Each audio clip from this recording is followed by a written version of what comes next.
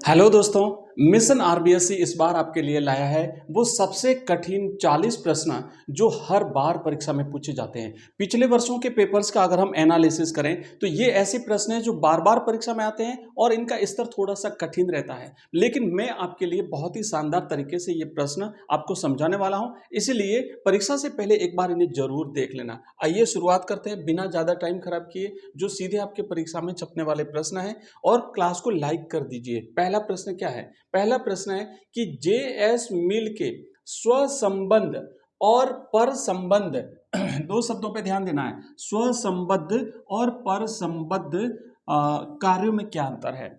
तो आपको उत्तर ये लिखना है कि स्व संबद्ध कार्यों का प्रभाव केवल कर्ता पर पड़ता है। स्व संबद्ध यानी खुद से संबंधित है, इसमें राज्य दखल नहीं दे सकता।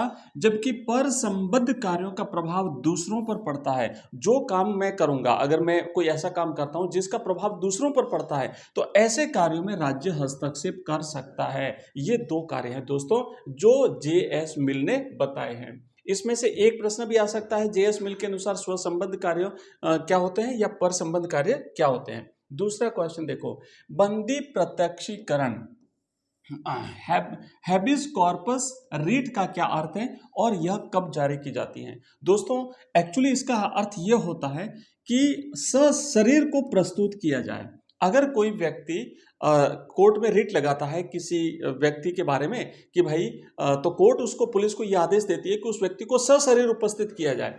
जब किसी व्यक्ति को अवैध रूप से गिरफ्तार किया जाता है या कहीं छुपा लिया जाता है या कहीं गायब कर दिया जाता है, तो उसको कोर्ट में उपस्थित करने के लिए न्यायालय उसे अपने सामने पेश करने का आदेश देता है कि उसे शरीर सहित हमारे सामने लाया जाए। अगला क्वेश्चन देखो दोस्तों, नेक्स्ट प्रश्न है कि रॉल्स के न्याय सिद्धांत में अज्ञानता के आवरण का मुख्य उद्देश्य क्या है?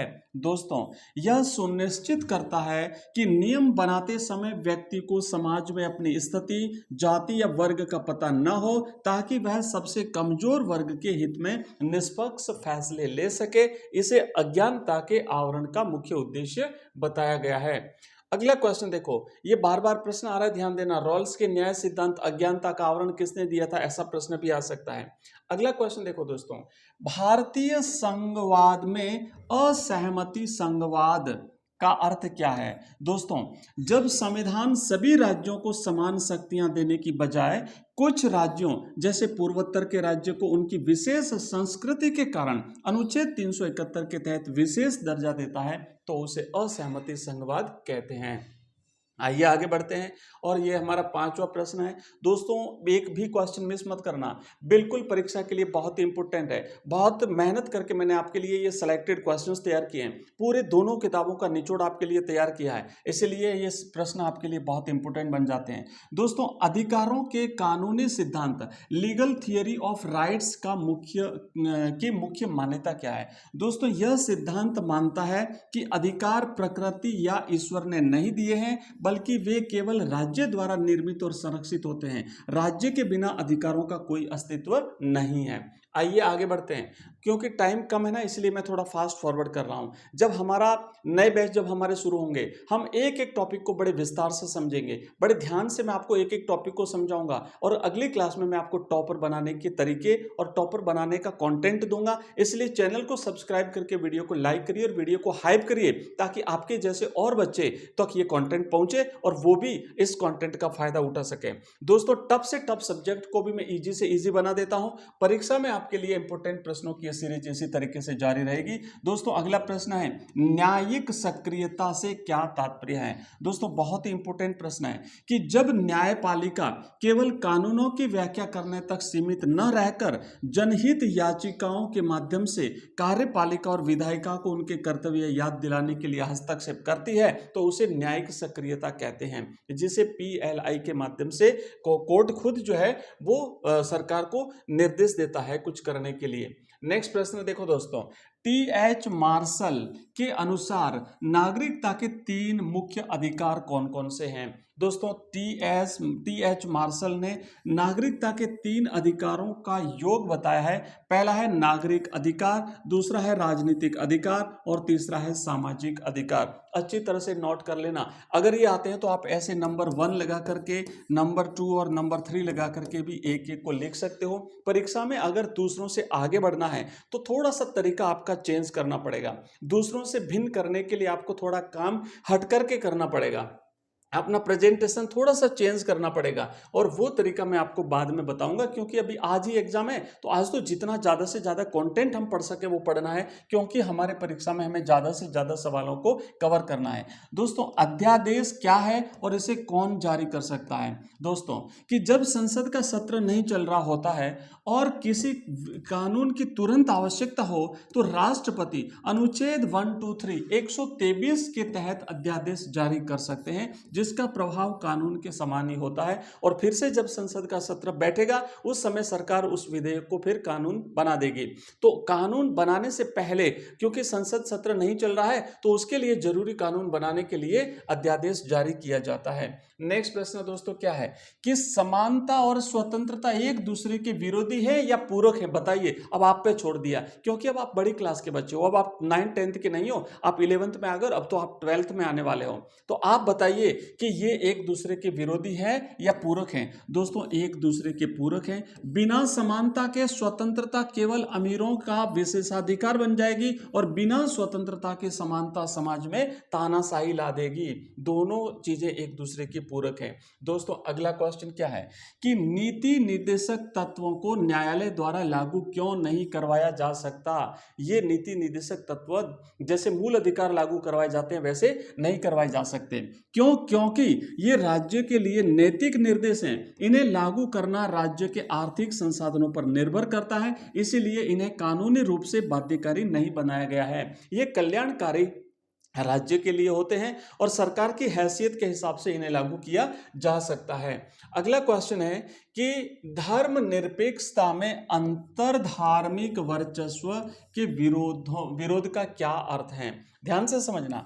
इसका अर्थ है कि एक राज्य में किसी बहुसंख्यक धर्म को दूसरे अल्पसंख्यक धर्मों पर हावी होने या उन्हें दबाने की अनुमति नहीं होनी चाहिए। इसे अंतर धार्मिक वर्चस्व कहते हैं, यानी दो धर्म या दो से ज्यादा धर्मों के बीच में कोई धर्म ज्यादा वर्चस्वशाली नहीं हो जाए और बाकी धर्म जो पिछड़ नहीं जाए, इसको अंतर धार्मिक वर्चस्व कहते हैं। दोस्तों 12वां प्रश्न है कि संसदीय नियंत्रण के साधन के रूप में ध्यानाकर्षण प्रस्ताव कॉलिंग अटेंशन मोशन क्या है? दोस्तों कि जब संसद का कोई सदस्य किसी अत्यंत महत्वपूर्ण और तत्काल सार्वजनिक हित के मुद्दे पर मंत्री का ध्यान आकर्षित करने के लिए प्रस्ताव लाता है तो उसे जो है वो ध्यानाकर्षण प्रस्ताव कहा जाता है।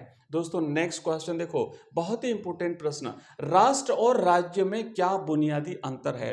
दोस्तों राष्ट्र लोगों का एक मनोवैज्ञानिक और सांस्कृतिक जुड़ाव है, जबकि राज्य एक राजनीतिक संस्था है जिसके पास निश्चित भूभाग है, जिसके पास जनसंख्या है, सरकार है और संप्रभुता होती है। नेक्स्ट अगले क्वेश्चन की तरफ आगे बढ़ेंगे। अब मैं थोड़ा सा फास्ट फॉरवर्ड आपको कराऊंगा। ये बड़े प्रश्न है, लघुतरात्मक प्रश्न है, हमें कवर करने हैं दोनों किताबों के 40 प्रश्न।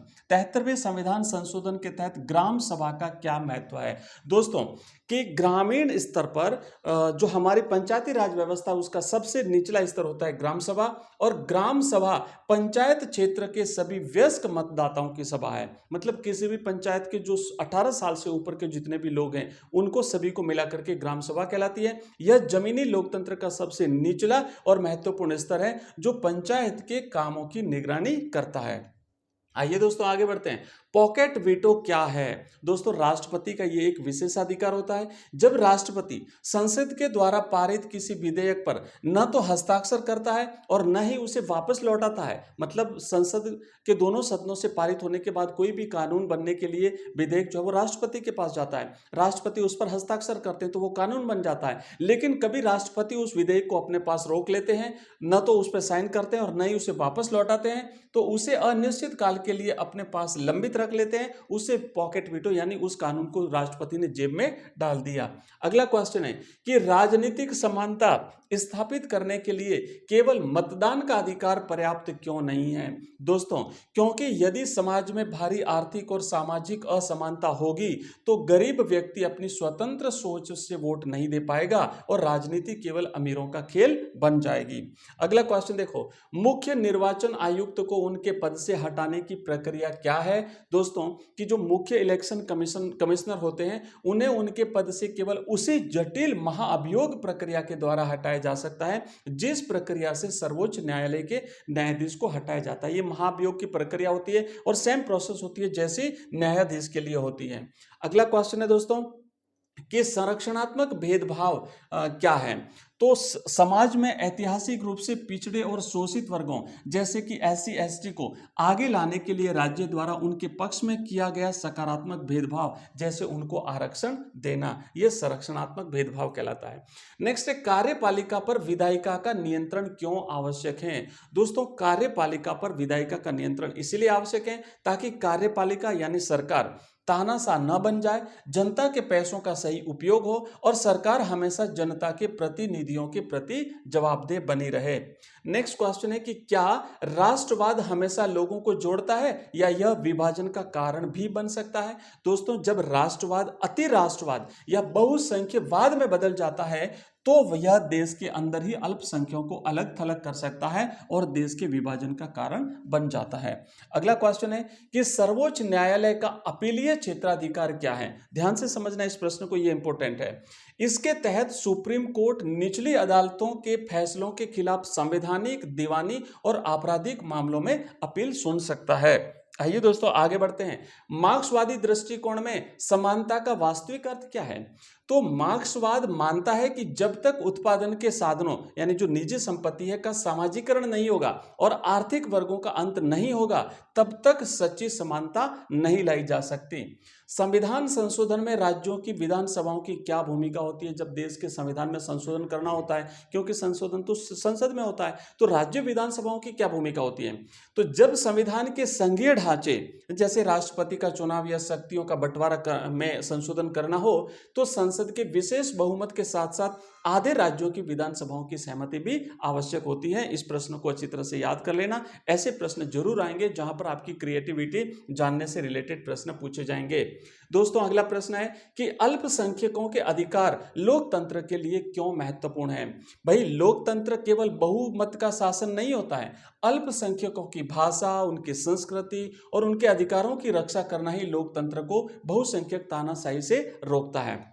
दोस्तों, अभी तक हम 24 प्रश्न कर चुके हैं। टोटल हमारे 40 महत्वपूर्ण प्रश्नों की ये सेट है और इस सेट में वो प्रश्न मैं करवा रहा हूं आपको जो हर परीक्षा में बार बार पूछे जाते हैं, पिछले कई वर्षों में पूछे गए हैं और आपके इस परीक्षा के लिए बहुत इंपॉर्टेंट बन जाते हैं। दोस्तों, इसी प्रकार के हम और इंपॉर्टेंट क्वेश्चंस करेंगे। साथ ही साथ मैं आपके लिए लाइव क्लास भी लाता रहूंगा। साथ ही साथ आपके आगामी जो सब्जेक्ट है जैसे हिंदी साहित्य है, हिस्ट्री है, ज्योग्राफी है, तो उनकी भी मैं शानदार प्रिपरेशन आपको कराऊंगा। मिशन आरबीएससी आपको 12th क्लास में जीरो से लेकर के हाई लेवल की तैयारी करवाएगा। दोस्तों, इसके लिए आप इस वीडियो को लाइक और हाइप कर दीजिए ताकि आपके जैसे ज्यादा से ज्यादा बच्चे जुड़ जाएं और वो भी अपनी तैयारी सुनिश्चित कर सकें। चलिए दोस्तों, आगे बढ़ते हैं और अगले प्रश्न की तरफ। समानुपातिक प्रतिनिधित्व प्रणाली भारत में लोकसभा चुनावों के लिए क्यों अपनाई गई? तो दोस्तों, क्योंकि यह प्रणाली बहुत जटिल है, इसमें मतदाताओं का सीधा संपर्क प्रतिनिधि से नहीं होता है और भारत जैसे विशाल और विविधतापूर्ण देश में इससे अस्थिर सरकार बन सकती है। इसलिए यह प्रणाली भारत के लोकसभा चुनाव में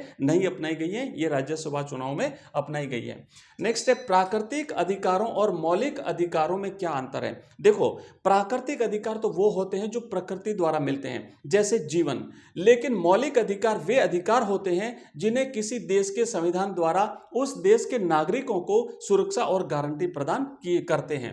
नेक्स्ट प्रश्न है, स्थानीय शासन में महिलाओं के लिए 33% आरक्षण का क्या प्रभाव पड़ा? दोस्तों, इससे राजनीति में महिलाओं की भागीदारी बढ़ी, उनका सशक्तिकरण हुआ और स्थानीय नीतियों में महिलाओं से जुड़े जैसे पानी, स्वास्थ्य आदि मुद्दों को प्राथमिकता मिली, क्योंकि ये काम महिलाओं से रिलेटेड ज्यादा है। नेक्स्ट प्रश्न है कि समान कार्य के लिए समान वेतन किस प्रकार के न्याय को दर्शाता है। दोस्तों ध्यान रखना, यह एक आर्थिक न्याय को दर्शाता है, जिसका अर्थ है कि स्त्री और पुरुष या किसी भी जाति के लोग यदि एक ही काम कर रहे हैं तो उनके वेतन में भेदभाव नहीं होना चाहिए। जैसे सरकारी नौकरियों में चाहे पुरुष हो या महिला हो, एक ही पोस्ट पर है तो उनको एक जैसा वेतन मिलता है।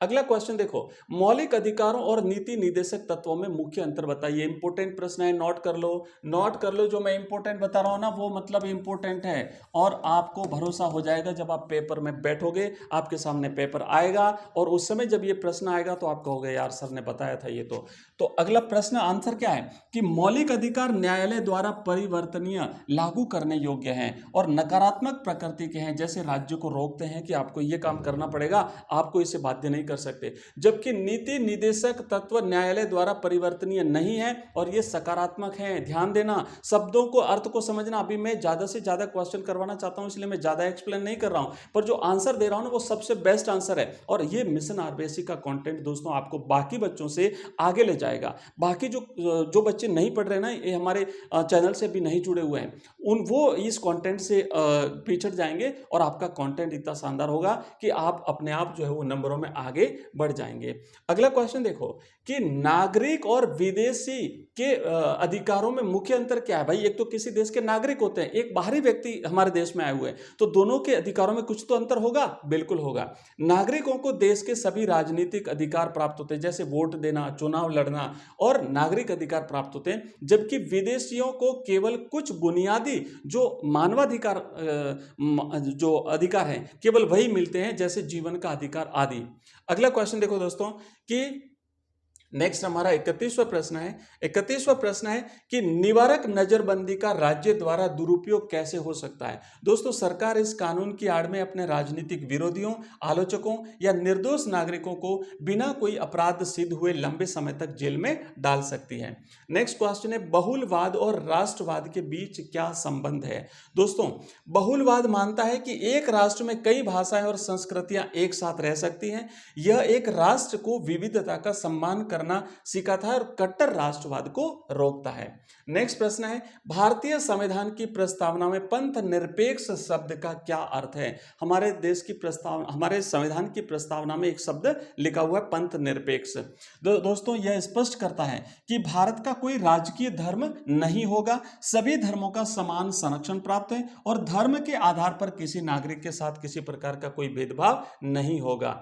अगला क्वेश्चन है राजनीतिक सिद्धांत हमारे दैनिक जीवन में कैसे प्रासंगिक हैं। दोस्तों यह हमें तार्किक बनाता है, समाज में मौजूद अन्याय की पहचान करना सिखाता है और यह एक जिम्मेदार मतदाता के रूप में सही फैसले लेने में हमारी मदद करता है। दोस्तों अगला प्रश्न देखो, चुनाव आयोग की स्वतंत्रता सुनिश्चित करने के लिए संविधान में क्या प्रावधान है। तो हमारे यहाँ पे जो चुनाव आयोग होता है उसमें एक मुख्य चुनाव आयुक्त और 2 अतिरिक्त चुनाव आयुक्त होते हैं, जो देश में स्वतंत्र और निष्पक्ष चुनाव कराने के लिए जिम्मेदार होते हैं। चुनाव आयुक्तों की नियुक्ति राष्ट्रपति द्वारा होती है। उन्हें पद से हटाना बहुत कठिन होता है, जैसे महाभियोग लगा करके, और उनके कार्यकाल के दौरान उनके वेतन भत्तों में कोई भी कटौती नहीं की जा सकती। तो इससे क्या होगा कि निष्पक्ष रूप से बिना डरे अपना काम करेंगे। अगला क्वेश्चन यह है कि एक धर्मनिरपेक्ष राज्य में अल्पसंख्यकों के अधिकारों की रक्षा कैसे की जाती है। दोस्तों उन्हें अपनी पसंद के शैक्षणिक संस्थान खोलने का अधिकार देकर, उनके धार्मिक मामलों में हस्तक्षेप न करके और उन्हें बहुसंख्यक समुदाय के वर्चस्व से बचा करके। अगला क्वेश्चन है कि संविधान का संस्थागत स्वरूप क्या होता है। दोस्तों शक्तियों का कार्यपालिका, विधायिका और न्यायपालिका के बीच में इस तरह से बंटवारा करना कि कोई भी एक संस्था तानाशाह न बन जाए और पूरा नियंत्रण और संतुलन सिद्धांत बना रहे। अगला क्वेश्चन है अभिव्यक्ति की स्वतंत्रता पर युक्ति युक्त प्रतिबंध क्यों आवश्यक है। इंपोर्टेंट प्रश्न है, इसे नोट कर लो आप। इंपोर्टेंट प्रश्न है, इसे नोट कर लीजिएगा। देखो यदि स्वतंत्रता असीमित होगी तो लोग अफवाहें फैलाएंगे, दंगे भड़काएंगे या देश की सुरक्षा खतरे में डालेंगे। इसीलिए समाज की शांति के लिए कुछ तार्किक सीमाएं जरूरी है, जिन्हें युक्ति युक्त प्रतिबंध कहा जाता है।